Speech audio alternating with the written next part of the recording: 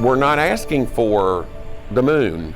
Tonight in the high cost of homelessness, Brookmeade Park over in West Nashville is set to reopen in a couple of weeks. You'll remember, City of Nashville shut it down more than 2 years ago to clean up and out the damage done by the homeless who had turned the park into one of the city's largest homeless camps.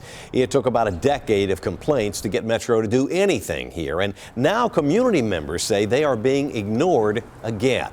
Fox 17 News' Amanda Chen live at Brookmeade after speaking with more frustrated residents. Amanda?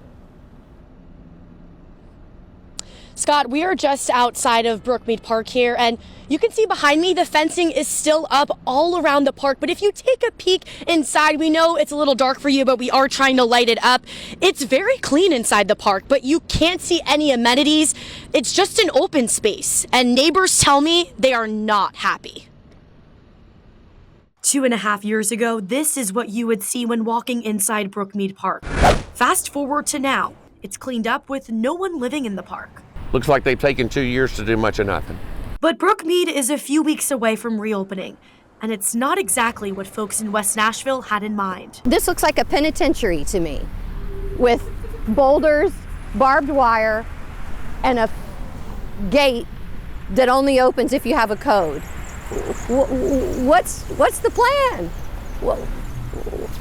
Is it so hard to tell us? After Fox 17 News reported the city paid for a community input survey that never happened, Parks put out a survey.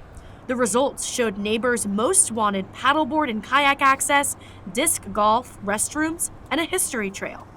Well, they're not getting any of that, as the chair of the Metro Parks Board says Brookmeade will just be turned back into its original state. I mean, there's a paved walkway. The overlook has been rebuilt, but for what we wanted after what this community has suffered through in the last decade, it in no way measures up to what we deserve.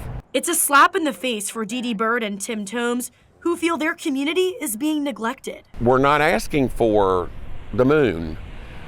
We're simply asking that this park be made something that people will want to come to. A spokesperson for Metro Parks says while the survey responses are great suggestions, they're not viable because of the topography, acreage, accessibility, and/or costs. She goes on to say the park is best left as it was originally designed, a greenway with open space.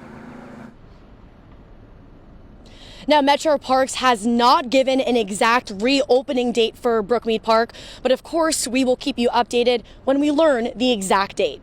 But for now, reporting live from Brookmeade Park, I'm Amanda Chen, Fox 17 News, your Code Red station.